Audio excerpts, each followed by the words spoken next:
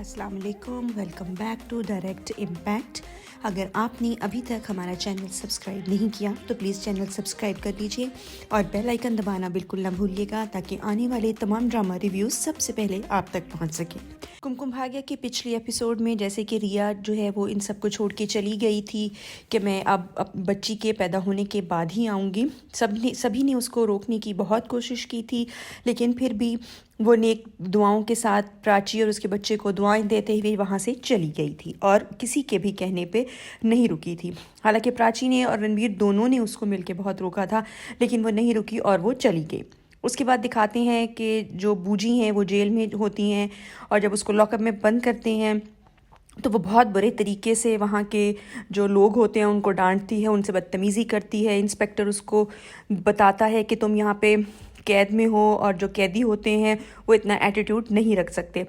तो वो कहती है कि मैं बदला लूँगी, तुम लोगों ने मुझे धक्का दे के अंदर फेंका है, मैं इस चीज़ का भी बदला लूँगी। तो कांस्टेबल कहती है अभी भगवान से माफ़ी मांग लो।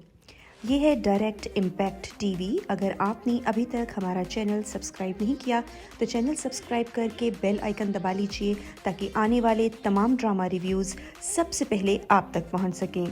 आलिया बूजी जो है वो कहती है कि मैं बदला लूँगी और मैं तुम्हें नहीं छोड़ूंगी। वो औरत कहती है कि तुम्हें अब हर साल नई जेल नज़र आएगी और अगर तुमने बदतमीज़ी की तो तुम्हें इससे बदतर जेल में बंद कर दूंगी। वो मुड़ के देखती है, जेल में और भी बहुत सारी औरतें होती हैं, उनसे भी मिसबिहेव करती है, वो भी थोड़ी सी बदतमीज़ी करती हैं आगे से। तो कहती है कि मैंने खुद अपनों को नहीं छोड़ा, अगर मेरे हाथ कोई चाकू लग गया तो तुम सबको भी काट के फेंक दूंगी। तो वो औरतें इसकी खौफनाक बातें सुन के शॉक रह जाती हैं। फिर दिखाते हैं कि घर में पल्लवी जो है वो एक फंक्शन की तैयारी कर रही है। आर्यन पूछता है कि मम्मी जी से, दीदा से, कि घर में कोई फंक्शन है, क्या हो रहा है, लेकिन वो दोनों हंसी मजाक में उसकी बातों को टाल रही होती हैं। और फिर दीदा पूछती हैं कि इसको नहीं बताया। फिर उसको समझ लग जाती है कि ज़रूर कोई सरप्राइज़ है। वो पूछता है लेकिन पल्लवी आंटी जो है वो आनाकानी करती हैं, नहीं बताती हैं। तभी वहाँ पे शहाना आती है तो कहती है ओह सॉरी, मुझे पता नहीं था ये भी यहाँ पे खड़ा है। तब आर्यन को यकीन हो जाता है कि सच में कोई बात है। वो बारी बारी इन तीनों के पास जाता है, तीनों से रिक्वेस्ट करता है, कोई नहीं बताता। तो फिर वो शहाना से कहता है कि तुम मुझे कहीं बाहर मिलो, मैं तुम्हें निपट लूँगा। तो लेकिन फिर भी शहाना उसको घूरती है, बताती नहीं है। तो पल्लवी आंटी उसको थोड़ा सा डांटती हैं तो वो सीधा हो जाता है, कहता है ठीक है मैं जा रहा हूँ। तो सब हंसने लगते हैं, लेकिन क्लियर कोई भी नहीं करता कि घर में एक्चुअली फंक्शन कौन सा होने वाला है। फिर वो कहती हैं शहाना से कि तुमने कपड़े दे दिए हैं दोनों को, रणवीर प्राची को। तो वो कहती है दे दिए हैं। ये है डायरेक्ट इम्पैक्ट टीवी। अगर आपने हमारा चैनल अभी तक सब्सक्राइब नहीं किया तो हमारे चैनल को सब्सक्राइब कर लीजिए, बेल आइकन दबाना बिल्कुल मत भूलिएगा ताकि आने वाले तमाम ड्रामा रिव्यूज़ सबसे पहले आप तक पहुंच सके। दिखाते हैं कि प्राची जो है वो रेडी हो रही है उन ड्रेसेस के साथ। ड्रेसेस मम्मी जी ने भेजे हैं और वो पूछती है रणवीर से कि हम इतना तैयार क्यों हो रहे हैं। रणवीर जब उसको तैयार देखता है तो रणवीर वहाँ पे थोड़ा सा रोमांटिक होने लगता है, उसकी बहुत तारीफ़ करता है और उसको बताता है कि तुम इतनी ब्यूटीफुल हो कि मैं हर वक्त तुम्हें देखता रहता हूँ। प्राची भी उसकी ये अच्छी प्यार भरी बातें सुन के इंजॉय कर रही है। सडनली बातें करते करते एक दूसरे को छेड़खानियाँ करते उसका अंगूठी वाला हाथ उसके फोरहेड पे लगता है तो उसको थोड़ी सी चोट लग जाती है।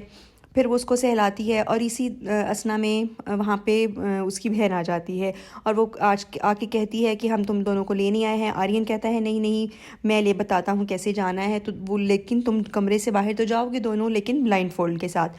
तो उन दोनों को ब्लाइंड फोल्ड के साथ कमरे से बाहर ले जाते हैं और पार्टी में उन दोनों को जब एंटर करते हैं तो पार्टी में एंटर होने के बाद ही उन दोनों की आंखों से बारी बारी वो कपड़ा हटा दिया जाता है।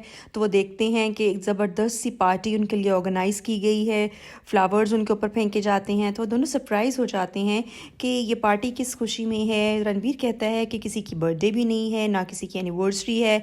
तब उसकी माँ उसको एक लेटर दिखाती है, वो सरप्राइज़ हो जाता है। प्राची पूछती है कौन सा लेटर है।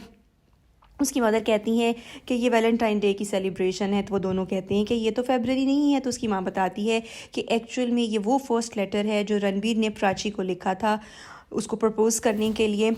तो अब रणबीर तब तो ये लेटर नहीं पढ़ के सुना सका, रख के कहीं भूल गया था, मुझे सफाई में कबर्ड में से मिला है। अब रणबीर इस पार्टी में सबके सामने प्राची को ये लेटर पढ़ के सुनाएगा और उसको प्रपोज जो तब करना चाहता था अब करेगा। रणबीर ऐसे ही करता है। माँ बहुत खुश हो रही होती है देख के, दीदा भी बहुत ज़्यादा एक्साइटेड है। रणबीर बहुत अच्छे तरीके से बड़े रोमांटिक स्टाइल में वो लेटर जो है वो प्राची को सारी पार्टी में पढ़ के सुनाता है लोगों के सामने। सब बहुत खुश हो जाते हैं, बहुत सब इंजॉय कर रहे हैं इस पार्टी को। प्राची भी बहुत खुश होती है, रणबीर उसको उसी पार्टी में आई लव यू भी कहता है, वो भी जवाब देती है। और फिर एक लाइट सा म्यूज़िक जो है वो बैकग्राउंड में प्ले कर दिया जाता है। सभी बहुत खुश हैं। और उसके बाद जनाब उस लाइट म्यूज़िक पे दोनों का थोड़ा सा दिखाते हैं, थोड़ा एंजॉय कर रहे हैं, थोड़ा सा डांस कर रहे हैं। और बहुत लाइट से डांस मूव्स दिखाए गए हैं क्योंकि प्राची को प्रेग्नेंट दिखाया गया है और शायद उसका टाइम भी पूरा हो चुका है। और फिर दिखाते हैं उसी लाइट मूव्स के साथ आहिस्ता आहिस्ता प्राची जो है वो रुकती है और फिर उसकी पेन शुरू हो जाती है और यहीं ड्रामा एंड हो जाता है। हमारा आज का रिव्यू आपको कैसा लगा कमेंट सेक्शन में ज़रूर बताइएगा। आइंदा रिव्यूज़ सुनने के लिए जल्दी से डायरेक्ट इम्पैक्ट टीवी को सब्सक्राइब कर लीजिए और सबसे इम्पॉर्टेंट बात, बेल आइकन दबाना बिल्कुल मत भूलिएगा ताकि आने वाले तमाम रिव्यूज़ सबसे पहले आप तक पहुँच सकें। इजाज़त चाहते हैं, अल्लाह हाफ़िज़।